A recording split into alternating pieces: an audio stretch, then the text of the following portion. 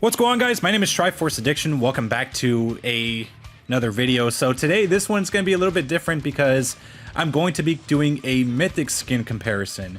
So the first one I'm going to do out of the two is the AK47 Radiance versus the Kilo 141 Demonsong. So this was actually one of the video ideas that I did mention in a earlier video, which was, well, obviously the Radiance video.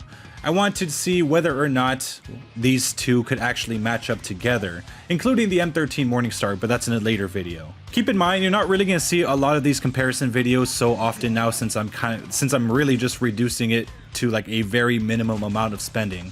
So yeah, I mean, also keep in mind mythics come out like every 2 months, so that's another thing that you do have to look at. But since these are mythic weapons, of course, the rarity and how they look are far more superior than legendary skins. There's no doubt about that.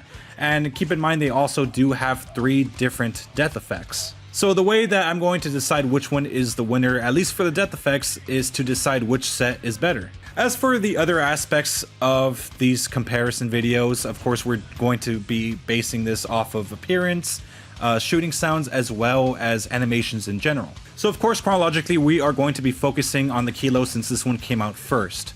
So the Kilo, around 2 seasons ago, I believe, it was like season 1 where this weapon actually did come out.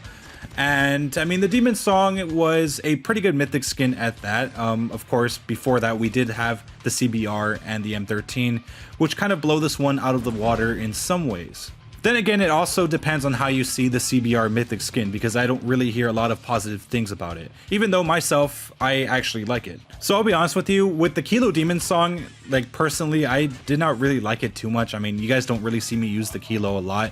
I mean, having the digital sight is pretty cool, and you know, having the death effects is pretty cool, but at the same time, I felt like this one wasn't really animated enough. Probably one of the biggest turnoffs for this weapon is that Platinum was really the only good completionist camo on this weapon. I mean, even for Diamond, it just looks awful. Hopefully, if we ever get the chance to use Ether Crystal, which I'm assuming happens in like 20 seasons or more, I'm sure that this skin will actually look a lot better. But for the time being, we just have to use these, and it's just so shitty. But appearance-wise, in its base form, has more of a black, I guess a black marble type of look, you know, kind of like the little marble tables that you would see in a kitchen or something like that.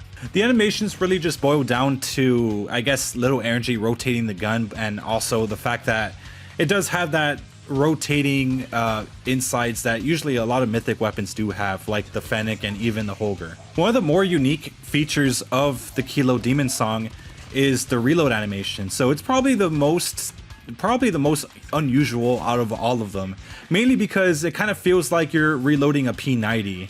And it kind of makes, I've said this before, it kind of makes the mag part on the bottom of the gun kind of useless if you're just going to reload from the top instead.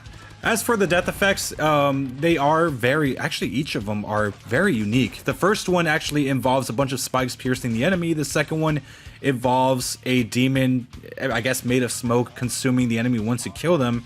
And the third one basically turns up into a little smoke eye. It's kind of weird, but yeah, I would say it's probably the most unique out of most of the mythics, actually.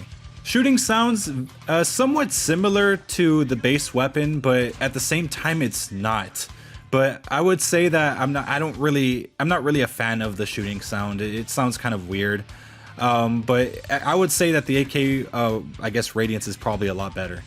So now moving on to the current day mythic, which is the AK47 Radiance. So just immediately right off the jump, I mean, in terms of appearance, it is far more superior, far more, I guess, angelic, as well as more vibrant and colorful all over the place. And in terms of changes, you know, from its reactiveness, I mean, it changes colors very, very well. Each of them look absolutely amazing. As for the built-in red dot sight, I would say it's not the best. I guess it's pretty cool to have it, but at the same time, I feel like the Kilo Demonsong is a little bit more creative. But it's still nice that they added a built-in red dot sight, much like the M13. The only part I could see for this weapon that really suffers the most is probably the death effects, and that's mainly because they're kind of, I guess, just pretty generic for the most part, and one of them copies the M13 Morningstar's death effect. If you do manage to upgrade your weapon to level 3, the death effect is pretty much them shattering into glass, with the exception of it being pink rather than orange.